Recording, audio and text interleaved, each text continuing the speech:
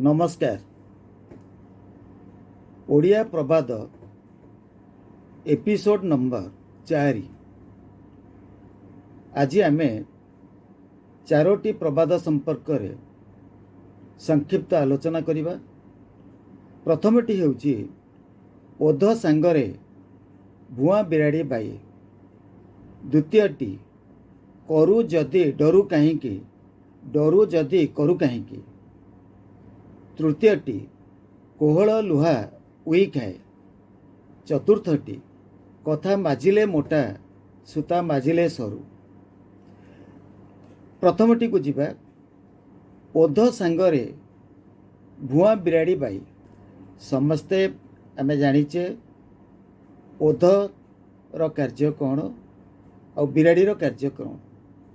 जदि ओध और बिराड़ी उभय सांग होई जिबे एवं माछ खोजिया को जिबे, गोटे पोखरी से माने माछ आनी, ओध पोखरी भितर पशिज माछ धरिक आनिबो, किंतु पोखरी हुड़ारे बिराड़ीटे अपेक्षा करथिबो। सेमती आमे जानिचे ए समाज रे किछि बलवान व्यक्ति अछंती, जो मानक सहित दुर्बल व्यक्ति माने सांग होई थांती एवं जेतेबेले से माने सांग होई जांती से माने बलवान व्यक्ति भली व्यवहार देखाई थांती, किंतु से माने कार्य करिया पई अक्षम।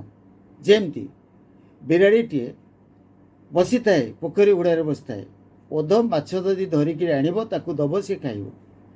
किंतु एमाने मध्य सेमती जो माने बाहुबली लोक अछंती समाज रे, किछि लोक माने अछंती तांको पछरे अजथारे गुड़ांती एवं कथारे से मानक पई एटा प्रयोज्य। जो माने ओध सांगरे जोटा कहती भुआ बिराड़ी बाई हला भलिया, से बलुआ लोक मानक सहित, शक्तिशाली लोक मानक सहित एमाने मिसिकिरी निजकु शक्तिशाली व्यक्ति बोली परिचिति कराई थांती। द्वितीयटी होची करू जदि डरू काहींकी, डरू जदि करू काहींकी। आमे जानिचे जे आमे कौनसी गोटे कार्य जेतेबेले करिबा सेतेबेले ताकू बुझी विचारिक कार्य करिवार अछि। हठात किने कौनसी कार्य को बुझी विचारी न कले निश्चित भाव में आमे प्रमाद रे पड़िबा बा विपद रे पड़िबा। काहेकि ना जदि गोटे कार्यटे करूचे, करिबा समय रे भय करि जिबा, तबे से कार्य होबो नाही। जदि आमे करिबा तबे डरिबानी, परीक्षा दबा, परीक्षा रे पास करिबा, भल नंबर करी पास करिबा। प्रथमे ए दृढ़ विश्वास जोटा कि आमे कहूचे आत्मविश्वास, सेटा सृष्टि होबा उचित। जदि आमे परीक्षा दबा, परीक्षा हल्ले जेकोसी गोटे प्रश्न जदि आमे पाइबा, तबे तार उत्तर मध्य आमे सठिक भाव में दे पारिबा। न दे पारले मध्य तार उत्तर दबा पई आमे चेष्टा करिबा। किंतु जदि आमे कोनोसी कार्य को भय करि जिबा, तबे निश्चित भाव में आमर साहस आसबनी एवं साहस न आसिले आमे कोनोसी कार्य को सुचारू रूपे करि परिबा नाही। तृतीयटी होची कोहल लुहा उई खाए। कोहल लुहा उई खाए। लुहा को उई केबे खाइबो नाही, यह निश्चित भाव में सत्य। किंतु उई को कहा को खाए ना काठ को खाए, जोटा कि दुर्बल। लुहा को केबे खाए नाही। किंतु जदि आमे एहाकू आम संसार में घटुवा घटना सहित जड़ित कराइबा, तेबे निश्चिंत भाव में एथिरु एक सिद्धांत उपनीत हवा जे अनेक लोक अछंती जो माने कि आम पई शत्रुता आचरण करितांती। बिना दोषरे से माने हमको आक्रमण करती, बिना दोषरे आम उपरे अपवाद लदी दियंती एवं आमर जो मान अच्छी, जश अच्छी, ख्याति अच्छी, ताकू से माने छारखार कर दियंती।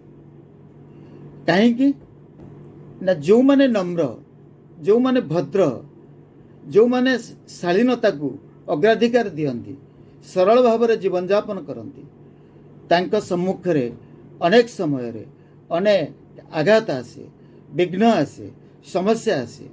एवं सेहिति पई कथारे कहा जाइछि जे जदि लुहा कोहल हो गला उई भी ताकू खाईदेवे। तार अर्थ आमे जदि अन्यमानक पाखरे पूरा नई जिबा एवं आत्मसमर्पण करि जिबा तेबे निश्चित भाव में आमको सेमाने आक्रमण करिवे एवं जो आक्रमण रे आमर मान जस ख्याति समस्त छारखार हो। चतुर्थटी होची कथा माजिले मोटा सूता माजिले सरू। यार अर्थ कौन? अनेक समय आम अनेक गुड़िया कथा कही था, कथा कौ कौ मध्य बेले बेले भूल हो जाए किंतु बेले बेले सठिक कथा मध्य आम कही था। किंतु जदि कौन सी एक सठिक कथा को ताकू कदर्थ करिकिरी अन्य आगे प्रकाश करा जाए तेबे निश्चित भाव में से कदर्थ अर्थ बढ़ी बढ़ी चलो एवं क्रमे तार मूल अर्थटी अपभ्रंश हो। तेणु जेते कथा को आम माजिबा, जेते कथा को आम दोहराइबा, जेते कौन सी कथा को आम एनालिसिस करिबा, विश्लेषण करिबा, तेबे निश्चित भाव में ताहार एक भिन्न रूप आसियो समाज रे। तेणु जदि देखिबा कौन सी व्यक्ति विशेष गोटे कथा को बारंबार दोहराउची, बारंबार कहूची, तेबे निश्चित भाव में ता मनरे किछि धारणा अच्छी, जो धारणा ताकू से परिप्रकाश करी अन्य मानक आगे ताकू अपभ्रंश करी सृष्टि करिया पई चेष्टा करुची। तेणु जदि कौनसी छोटिया दोषटे थाए ताकू जदि से विषय को आम पुनर्बार बारंबार आलोचना करिबा, पर्यालोचना करिबा, तेबे से दोषटी सामान्य दोष होइतिले भी ता एक अपराध रे परिणत हो जिवो। तेणु सेति पई कहा जाए कथा को माजिले मोटा।